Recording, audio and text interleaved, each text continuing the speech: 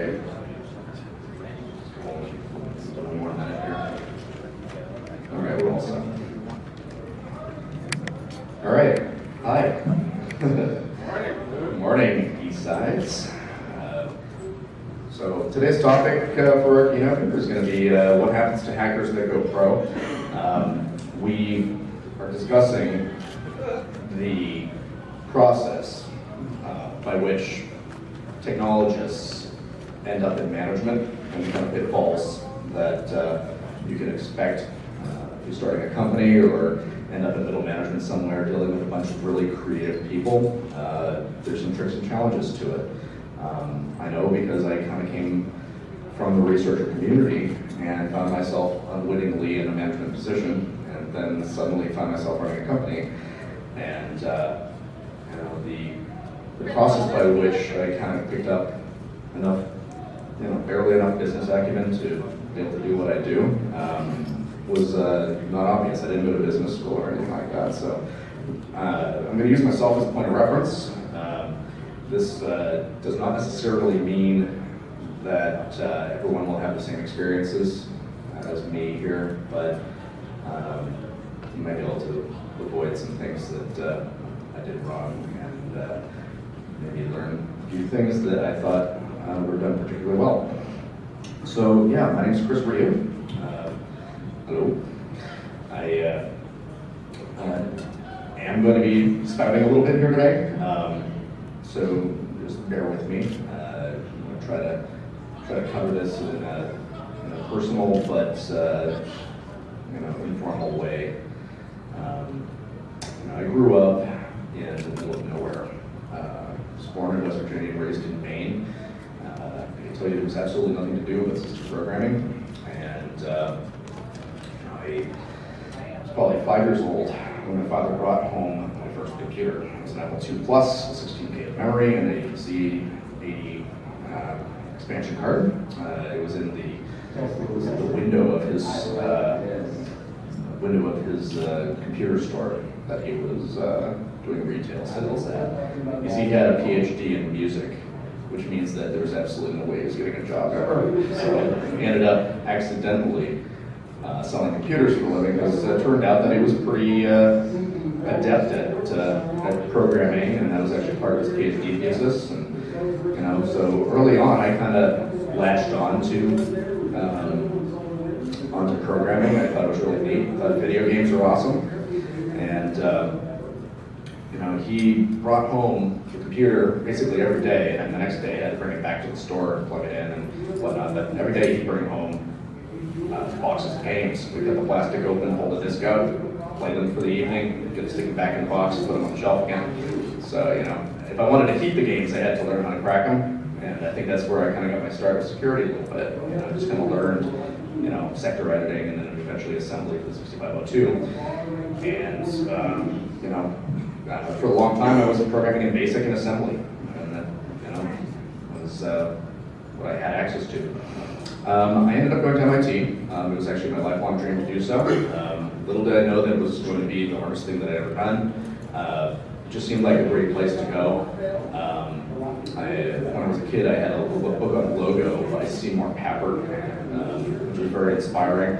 I just thought it was really cool that MIT came up with this stuff, and I got into logo and that kind of thing. Mostly because I couldn't afford a mouse and I needed to draw pictures, and I just had the trouble do it for me. It was pretty sad. But that, we do make these progressive steps in our development. So I got a bachelor's degree in computer science. I think it was fortuitous at the time for me to be going to Boston, because I ended up running into a bunch of guys from Loft Heavy Industries at 2600 meeting, Prudential Center in 1985, I think. So it was the year following that I went to my first DEF CON, which was DEF 4, and I picked a handle which somehow stuck. You can't change it once you pick it, so you just try to pick something that was not confrontational, not evil super killer or something too pompous. But so Del Dog stuck, and I got left out of contact on IRC a few times until I started publishing advisories. Ended up doing a lot of that, a lot of exploits.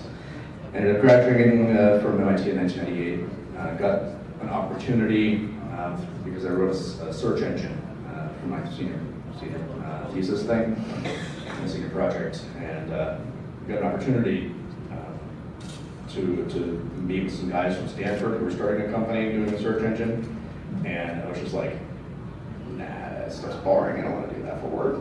You know, turned out it would have been like number 10 at Google or something, but no, it was not meant to be. So I inadvertently turned down, you know, any number of great opportunities just because I thought the work might be boring.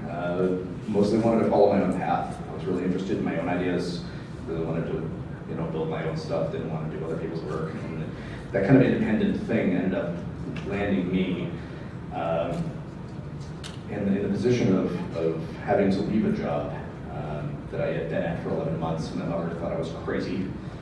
You're leaving the bank to go work with a bunch of hairy hackers in a warehouse. Good. You better have enough rent money for like 6 months. And I'm like, yeah, I do. All right. So, school, getting a job, worked at Loft Heavy Industries, was the first to go full-time there. Worked on Loft Crack, Anti-Sniff, a bunch of advisors there. Did this thing called Backdoor, it was 2000 here, a little while back, about 13 years ago, and wrote a couple advisories with them.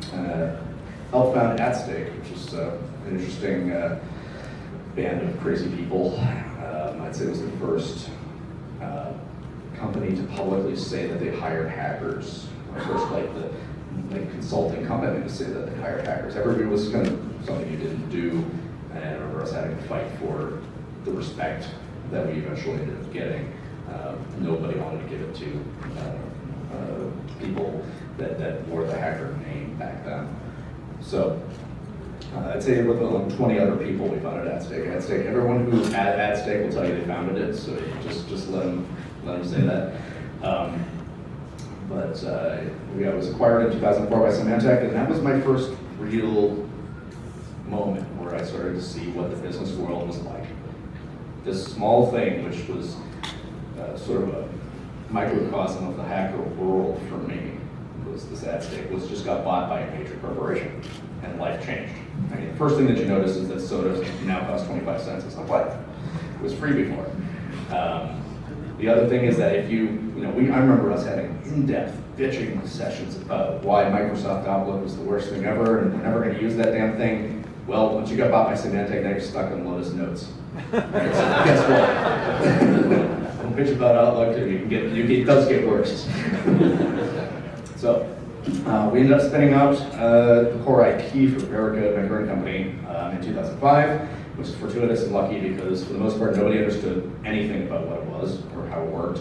It just looked like a language-oriented thing. Symantec said, well, we don't do C++ anymore, so you guys can take it. I'm like, okay. Turns out that it was something that I could get an investment on, and it was my first jump into trying to do this stuff by myself. I got a great co-founder at Swiss Opal and a good team to start with, but taking the leap was not trivial. There was a probably 4-month period where I had no employment. We were all living off our severance pay, and then that ran out.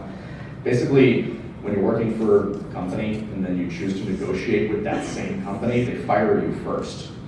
It makes it a lot easier to negotiate with you when you have no money.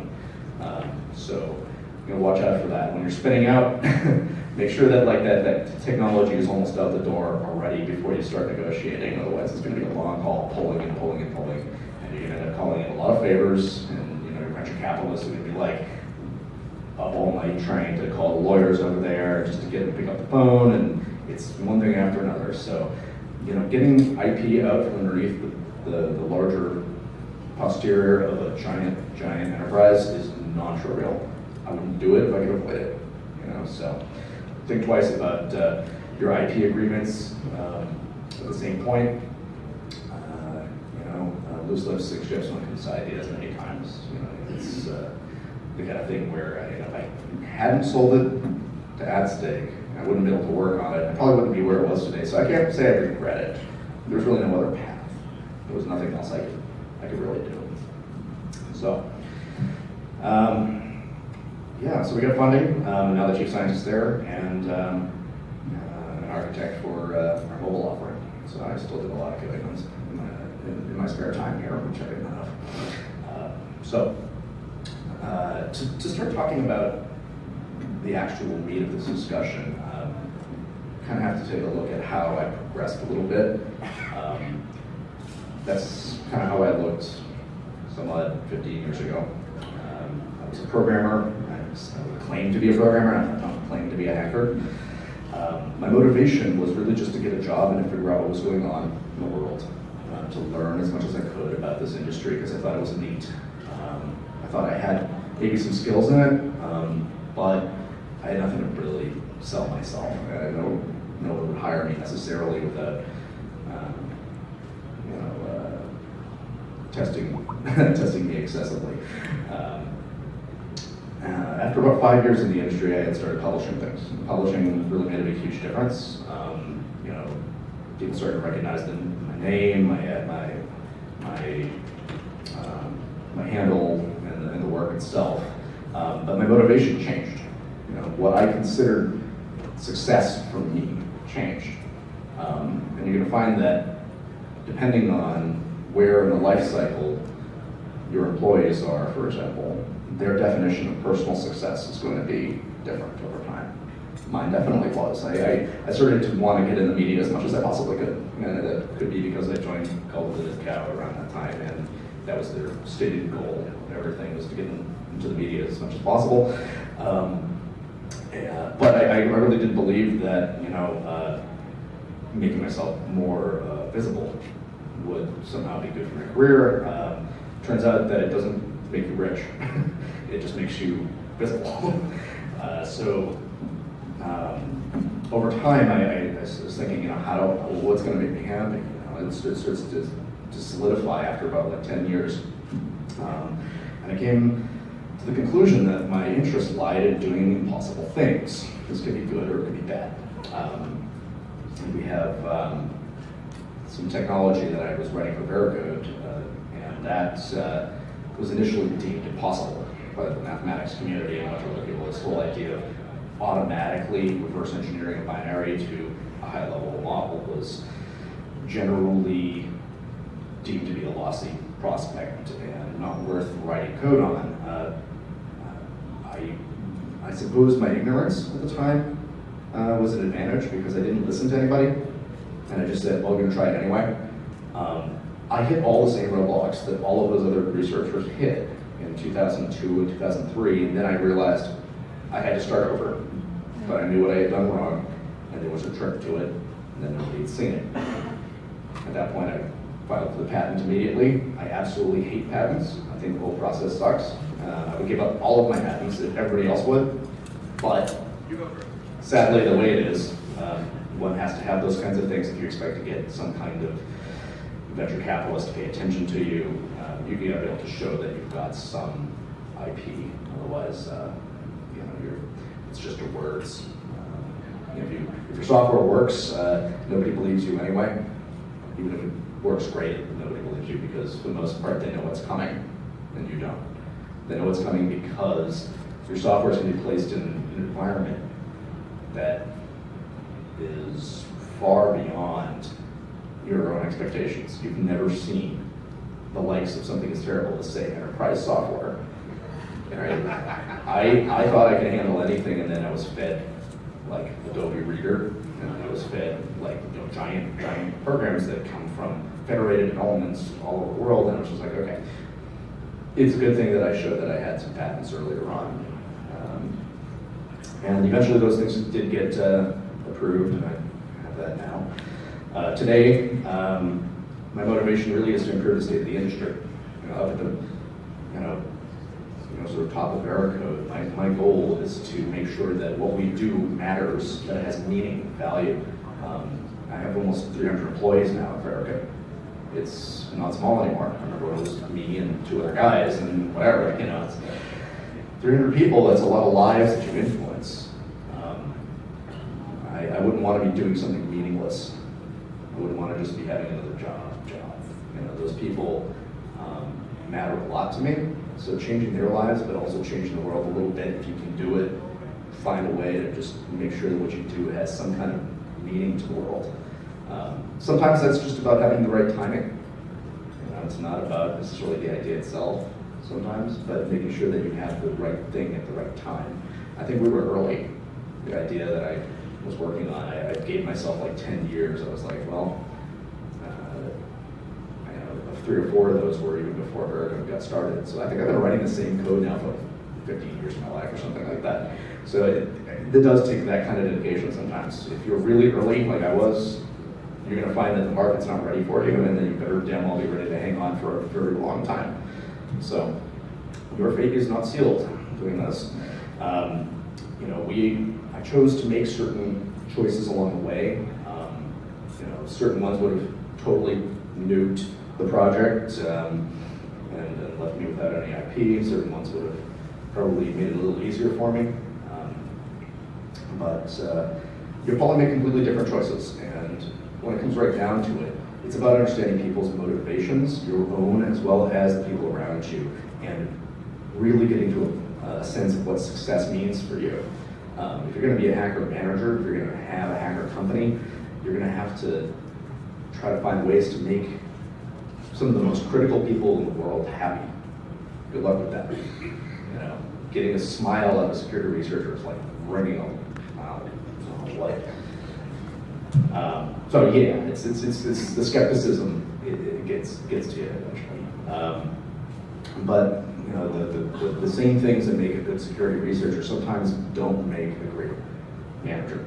You have to kind of switch gears. So, how do we build a better hacker manager? Let's take a look at the industry real quick. I'm just going to breeze through these slides. Timeline for the industry really started off with physical security, which kind of started since the beginning of recorded history. I'd say physical security is probably the second job ever.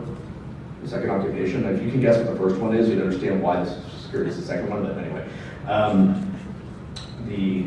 The internet really showed up in the 60s to the 80s, just gestating basically, the privileged people had access to this kind of thing. Computer security got real around the time of the Mars worm, when the first kind of cyber attacks, whatever, I hate that term. Cyber used to be something that you did and did not talk about. And nowadays it's everywhere. It's just anyway, network security really took off in the 90s. Everybody now has a firewall. Hell, everyone, I work for an application security company, and everyone today still asks me, well, why do I need what you have if I have a firewall? I'm like, all right, those guys, they figured out how to sell this thing, because now everyone just assumes that it fixes everything. The other one that everyone assumes you absolutely need is a virus scanner. So they ask me, so how is your tool different than McAfee? I'm like, oh, jeez. We have an education problem in security, by the way. I don't know if you noticed that.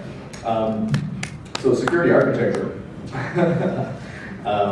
really kicked in around the death of AtStake, and we had all of these boutiques that just got built out of like the remnant ashes of AtStake people bleeding out of Symantec. So we had maybe 150 people, and each one of them went out and started a company somewhere so that they could get out. So you ended up with all these little security boutiques everywhere, and architecture became king for a while as a result. Big data, it's obviously big now. Application security is starting to pick up because people are getting good at all the other layers. And we're actually starting to make some real progress in securing things. I know it doesn't seem that way sometimes, and everything gets owned anyway. But there's a line. There's certain people that are not getting hacked nearly as much as they might deserve. But they've done the work. I'd say that raising the bar, we use that as a strong and generic term for what we do, but it is what the security industry is about. You're never going to be 100% secure, so we always are talking about different ways of raising the bar. These companies, as I mentioned, the security companies that we run into are these consultancies, manual services, tech-assisted manual services, pen testing, architecture reviews, things that generally require a human being. Product sales, so we're talking the virus scanners of the world, the things that you install on your servers. Enterprises that have security departments and QA and IT and secure responsibilities across the organization. And software as a service type companies that are offering services through automation. So you're going to end up running into this range of companies. Each one probably defines success a little differently. Personal success is a little bit hard to get at, but we're going to try. Business success is pretty obvious. It's pretty clear what makes a successful business sometimes. And it's going to be money. Shareholder value, we love that term. Things like market leadership, being able to measure your stability and predictability. So yeah, what do these have all in common? It's measurement. You can't improve what you can't measure. So having a business that is measurable is one that can be made successful. And then we'll have the people interpreting it as a successful business. That's all I know about finance. But if it looks like that, it's good. That's what people want to see. If you can make it hockey stick too, I hate that term, but I'm even from New England, or whatever. Yeah, if it's up and to the right, you're good, right? Okay, good. And now that you know, just want to make sure that shit keeps popping up all the time. Exit strategy. One thing you could do in your business is run out of money. It's likely that this will happen. Most companies don't make it, and they find a way out, usually at the very, very last minute, to find a way to take care of the employees in a time of need. But for the most part, angry VCs, sad founders, fire sale of everything, and then you start applying for dumb jobs so that you can pay your bills. Not the way you want to end up. Your build quick exit strategy, the California model here is that you're trying to take in as little investment as possible, sell early if you can, so that you don't basically build too much burn over time. And then you really need to know people. I wouldn't start doing the build quick strategy unless you knew who was going to buy you already. You basically need to have that. It's like, I launched the company. Okay, who's gonna buy us? It's going to take you a year to get that done. But 2 years in, you better be signing paperwork if this is your plan. So little to no investment usually means seed round, and then you're immediately using very lightweight technologies to distribute what you do.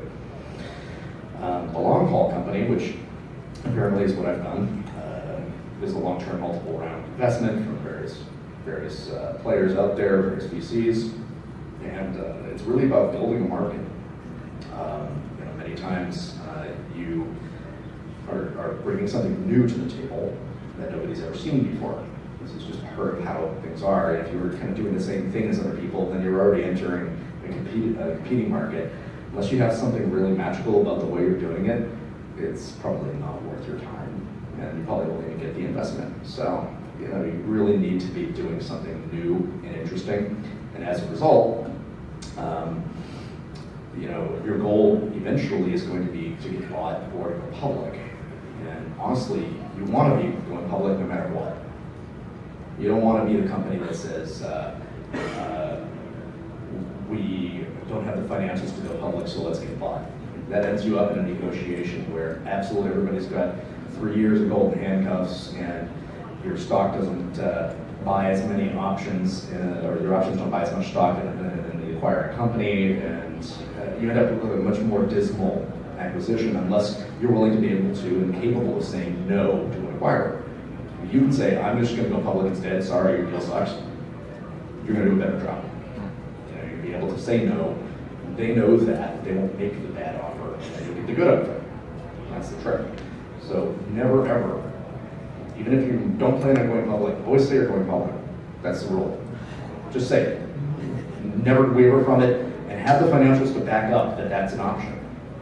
So even if you do intend to get bought 100%, make sure that you have a CFO that gets how to, you got to be serious. You got to have a CFO that understands, how to do a public company and has done it before. Then they'll believe you. So, lifestyle company.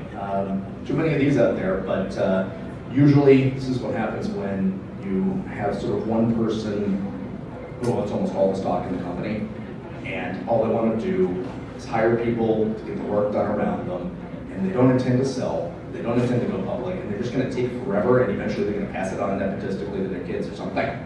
You know, it's not, there's no exit strategy at this point. It's not exit, it's my company, and I will have it for the rest of my life. The dynamics are very different there. So, personal success factors.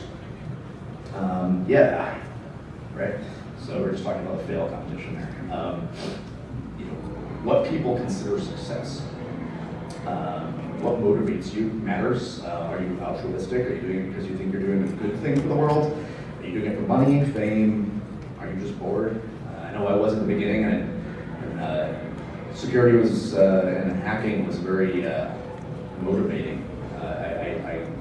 First time I got a taste of actually busting something and writing an exploit for it, I was like, oh yeah, I can do this a lot. You know, well, the question is, you know, what makes you feel good? You know, what makes you happy? So do you like your job?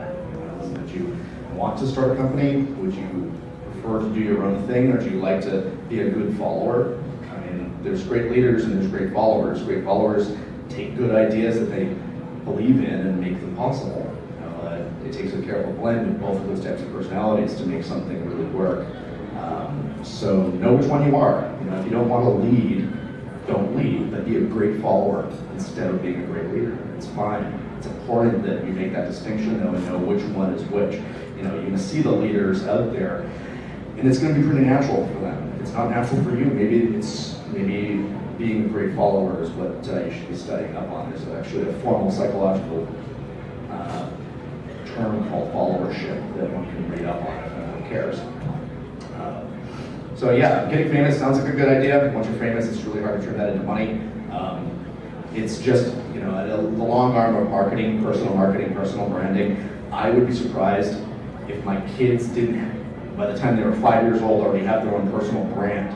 It's what is happening around you in mass. Everybody is going to be, you know, themselves plus whatever products that they've produced and you know, things they've written. It seems like everybody online has a brand now. So understanding that is sort of key to understanding fame. What do you do when everybody's famous thanks to Facebook? Everybody knows what everyone else does now. So yeah, so what do you do once you get some money? How do you use that to make yourself happy? You don't want to act like a person with money.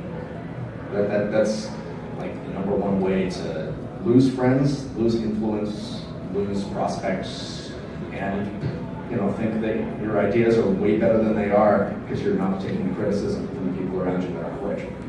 So you need to be asking for feedback a lot when we get to that. So what is good enough? Success is different for everybody, but we tend to agree that money is not happiness. We tend to think that happiness is a requirement to build wealth.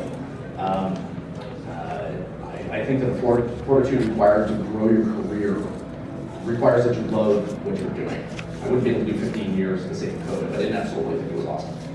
So, yeah, so what is good enough? Is there a perfect job or a perfect project? You know, does it have to be you? Would you love to work on somebody else's stuff? Get those answers for yourself. School, if you're gonna do it, you gotta get a job. School helps. If you hack all the time, you're gonna get bad grades like I did. And then graduate though. And even though I got bad grades, I was actually told by my advisor in my junior year at MIT that I had no future in computer science and that I should stop doing it and I should pick a different major. I'm glad that I loved it enough and I knew that she was full of it. She went on sabbatical, and that semester when I went into my current affairs and computer sciences class, sort of an elective class around what was going on in the world, turned out that the coursework was my exploits for Internet Explorer. So I started feeling real good about graduating and sticking with computer science at that point because they had no idea that I was sitting in the room. They told me that, you know, I had no future, and I'm like, okay, well, you're teaching my stuff right back to me. At least this year is going to be a really easy year. Yeah, chances are you're not Bill Gates, though. Chances are you're not Steve Jobs. You're not going to drop out of school and then suddenly everyone's going to respect you for your genius. It's just not rare occurrence. So try to get that graduate, you know. Hacker companies. I'm glad to say that I've helped to start one. I'm glad that I love to hire hackers. I love to hire people that are creative. Everyone at Veracode sort of passes this bar of being an extremely creative person. You know, we really pull from the industry, and we try to get people and give them a career path and help them grow. One thing that shows up a lot, though, is skepticism. And it is part of being a security researcher. You have to think that everything is broken, and you have to show everyone how that thing's broken. When it comes to other people, however, and teams and groups, we don't always need to find fault in each other. It's easy to do. It's hard to turn off that skepticism when it's appropriate. So healthy skepticism is things like, prove to me that you've done some work securing that machine before you put it out on the internet. That's a perfectly good thing that we should be doing. Unhealthy. Everyone has faults. It's only a matter of time before I discover yours and exploit it, leaving you as a powerless pariah to your occupation. So the idea of pulling apart your coworkers is not a friendly thing to do, and will not earn you points from anybody. But it's typical and pretty common, so watch out for that. Paranoia, also good. We should secure, do full security reviews of the software for every quarterly release and automated reviews for every minor release and all that kind of thing. Paranoia, the expectation that you're going to get hacked, is part of our nature. The unhealthy side of this is things like, I think the sales and marketing team have it out for the engineering team. They might. But you'll find that the paranoia doesn't help in bridging the gap there and bringing people closer together. You have to go out your way. It's not comfortable for either side of the house there to come together. But get those social events going. Do things. We have a friendly drinking night type thing at Veracode. We do a lot of games. We have poker nights and all that kind of stuff. So people actually that might not normally hang out, get to know each other, they get the opportunity to do that. So, maker ethics. We should conduct full security reviews of the software each quarter release. No, that's actually a mistake from the old slide. Anyway, okay, so we're going to skip that one. But the notion of having maker ethics in your company is really good, because the desire to create things and tear them apart and understand how things work is all two sides of the same coin. I think the growth of the maker industry has really been a boon for the security industry. It's almost like the more people that make things, the more valuable our work becomes. So keeping that perspective is important. Encouraging hacker culture. There are things you can do in your company to encourage hacker-like behavior, creative behavior. You give people free time. Give them the Google time that they want, the 20% one day a week to do whatever they want. Many times you're going to find that they do things that benefit the company because they love what they're doing. We at Veracode do hackathons, which are basically 3-day plus a weekend hacking runs of just do whatever the heck you want. And sometimes people work on work ideas, sometimes they learn new things that they've never learned, like a sales guy comes up and learns how to solder, put some monkey lights together, that kind of thing. And it gives people respect for the amount of creativity that is in the company. You showcase that. Little science fair never hurt anybody. We do security awareness trainings, so people that might just take security for granted at least understand the scope of the problem. It might not be all that fun to sit through an awareness training. It sounds like an HR weasel word, but it really, when it's run by the research team and everybody has to sit there and kind of get used to the idea that security is not going away anytime soon, that's the kind of thing that at least increases respect when people say, when they get the big fat no, you can't put that on the external website or whatever. They at least understand that there's a process, and the process is there for their own good. It's becoming less and less of an issue since grandma's getting hacked these days. Everybody gets hacked. Everyone knows what identity theft is. Like 10 years ago, nobody knew. Yeah, grandmother didn't know what identity theft was. It wasn't an issue. These days it is. So I get less pushback. Role progression. Everybody expects that their job is going to make them, give them some progress over time. You can start off as a researcher and hopefully get senior researcher, and then maybe principal architect, and then maybe you can work with management or whatever. Whatever that progress is, you actually have to be a little wary of it. Knowing what makes you happy may not be getting a raise or a promotion. Because many times when those things happen, they come with responsibilities and those things change. If you like writing code, maybe you don't want to be a development manager. You might find that you're doing project management all day and spending every single waking hour of your time in Jira and clicking on people's story points and asking them why it's taking them so long to get the work done, and oh my god, this is never going to get done on time, and all that shit. So, instead of actually sitting there and making the thing happen, you're helping to herd cats. And if you like doing that, then fine, but you might not want to take the promotion unless you're absolutely certain. So know where in the company makes you happy too. Many people are individual contributors. You're going to find that you end up as a project lead if you do your job well.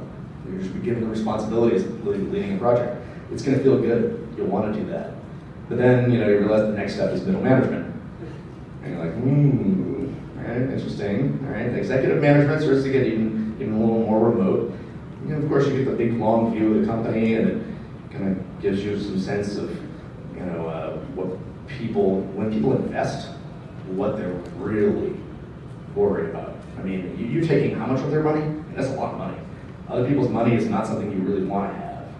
The responsibilities to those people is huge. You take in $40 million or something, boy, you got $40 million of debt, and you better be making those people happy. It doesn't come for free.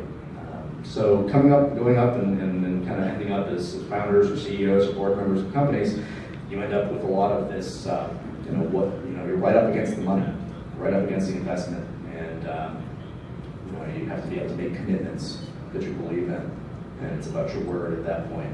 They're going to invest in you because they believe in your ideas, they believe in the people that you've assembled. So, beware the peer principle. The peer principle says that people will always get promoted to their level of incompetence. If you're really good at something, they'll give you a promotion until you're no longer good at that thing, and now you're stuck doing a job that you're not good at. You really need to vet that promotion. Make sure that the work you're going to be doing is something that you really want to learn, that you really want to get into. Otherwise, peer principle. So I have a lot of people that I started a company with that don't want to progress past middle management. They just don't want to do it. And I totally understand. They want to have their fingers in that, at the individual contributor level as well. And it's important that they continue to write code and things like that to make themselves happy. So they don't want to do all of that other stuff. So I totally get that.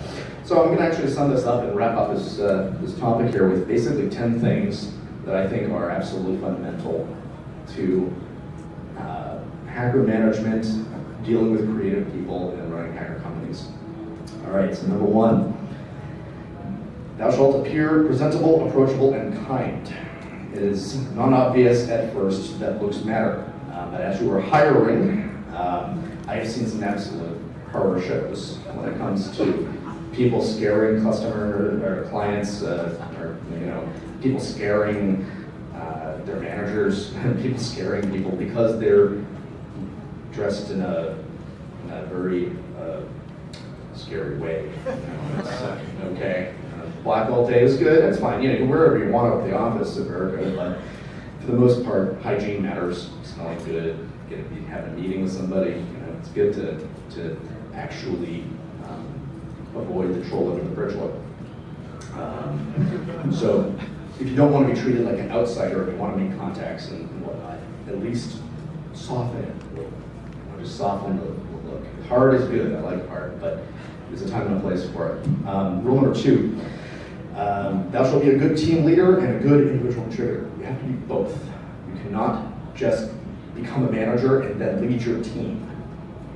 I've seen so many managers that are just looking to get idolized by the people that work for them. They become the friend and not the manager. And at a certain point, you have to realize that those people are not contributing anything. They're just kind of summing up the work of everyone beneath them and passing it on. It's like, why are you here? What are you doing? What are you adding value? You actually have to add your own value still. Because really, in an org chart, you think about it, you have people that work for you, but you're also on a team of people at your level. If you're not contributing in an individual capacity to that team, forget managing. And you lost what got you there. So don't do that. Rule number 3, thou shalt prioritize the team that you're on rather than the team you lead. It's even a little deeper. Really, the team you're on is the one that needs to be successful. The executive function at the top of the company is the thing that needs to be successful. Otherwise, you are walking blind. You are making bad decisions all over the place. All of those things that you hold dear at the individual contributor level, they're going to go away because people don't understand the value anymore. So making each team successful from the top down is really important. It sounds like self-serving, because I haven't at that executive level, but honestly, if they're flying blind and they're not doing a good job because people on the team around them are dysfunctional, then everything beneath them is going to be terrible too. Effectively, you should be able to, at any time, delegate to your best of your direct reports. If you're doing a good job, there's somebody beneath that you're managing that you should be able to delegate to, so that you can continue to be an individual contributor when necessary. Rule number 4. Thou shalt be inclusive of many skill sets and expertise in your organization. I would not want to run a completely homogeneous computer network. I don't know why anyone would want to run a completely homogeneous company. The same reasons. You don't want to amplify the things that are weaknesses in your organization. You want to have a little bit of everything if you can. Try to be as broad as you can in your hiring, understanding full well that not everyone's going to understand everybody. Takes all kinds of people. Surrounding yourself with really smart people sounds like a great idea, but it's also important to understand that boring work will never get done if you only hire smart people. It's just how it goes. You're going to find that there's a cluster of work that absolutely nobody in their right mind would want to do. So you need at least a few people that aren't in the right mind to do that work. Make sure you get them. Don't snicker at it, because it's so important that shit gets done, but you're not going to be able to get, the extremely creative sometimes to do the extremely mundane. Those still need to get done. So rule number 5, thou shalt embrace time and project management techniques. Yeah, sure, all right, here we go. So every project that looks like it's going to be longer than 2 weeks worth of work, you better be breaking that stuff down into day-long tasks.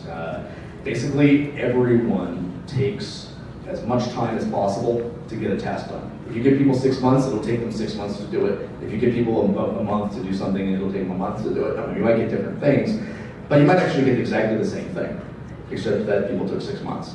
So understanding what work really needs to be done is really important. Don't just take time estimates at face value. Everyone that's an engineer is absolutely terrible at time management. It's just how it is. We all take an infinite amount of time to do everything. It's kind of, work is never done, and that's actually kind of a big deal too. So thou shalt not depend on rock stars and hero gooders.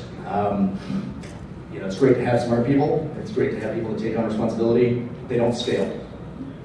As the project gets bigger, that one guy that knows how everything works, it's either going to be, you're either going to become a slave to that one person, or they will die and get hit by a bus or something, and now you have a company.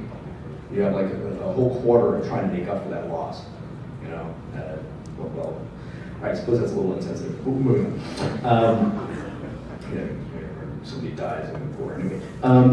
Okay, so you're not invincible. That's the point. Just because you have really good programmers or whatever doesn't mean you're going to succeed. So making sure that you empower everybody and that you make the software maintainable if you're writing software, for example.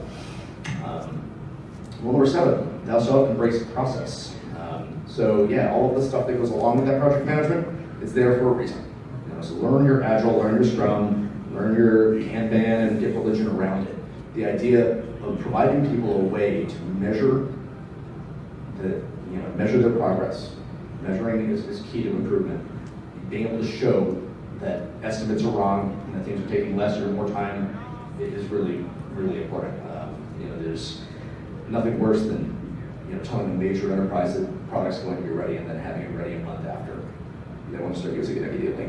So when you make a promise about a date, you better have all the stuff and the numbers to back it up. Hire somebody to do this if you don't want to do it yourself, but do it.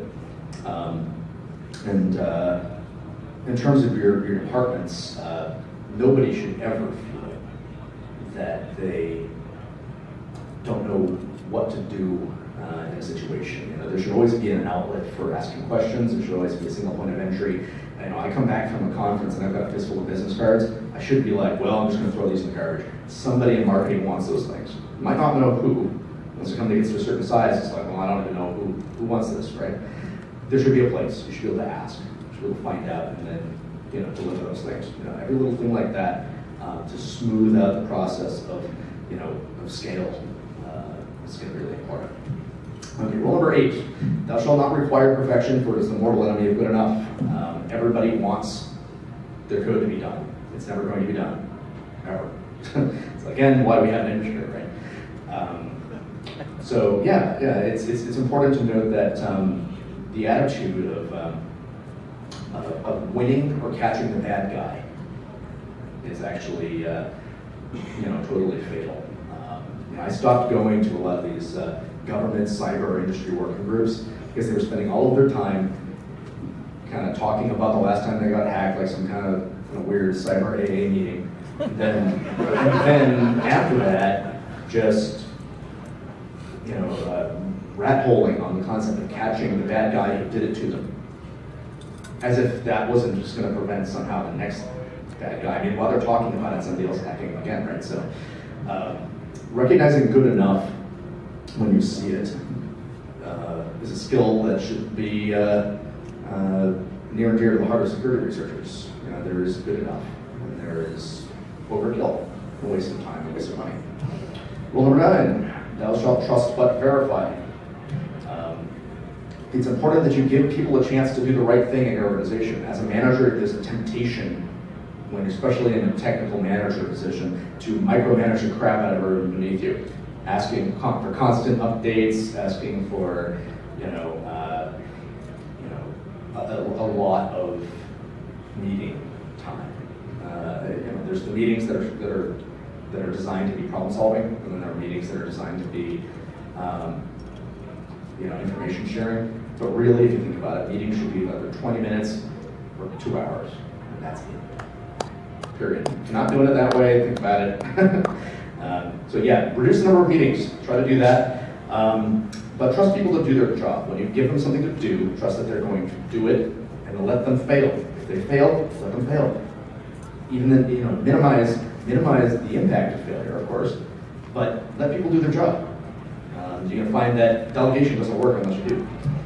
And the last one here is rule number 10. Thou shalt give feedback well and take feedback even better. Ask for feedback. Be a big enough individual to ask your direct reports and the people around you to give you constructive criticism. It may hurt, even if it's constructive, but those people need to give that feedback to you, and you need to ask for it. They won't do it unless you ask. So ask for feedback. And don't put together a company-wide survey and then just expect that all of the right information will somehow be derived from this. It's a personal thing. One-on-one's really important in that way. Once a quarter, ask for feedback on how you're doing. It's really important, and that'll make you a better hacker manager. So I think that's it for now. If you ever have any questions about my experiences or what I think you can do to do a better job, come talk to me, find me at the bar around here, or shoot me an email. I'm really easy to find at Barricade, so I'm willing to talk to just about anybody. So thank you guys for your time.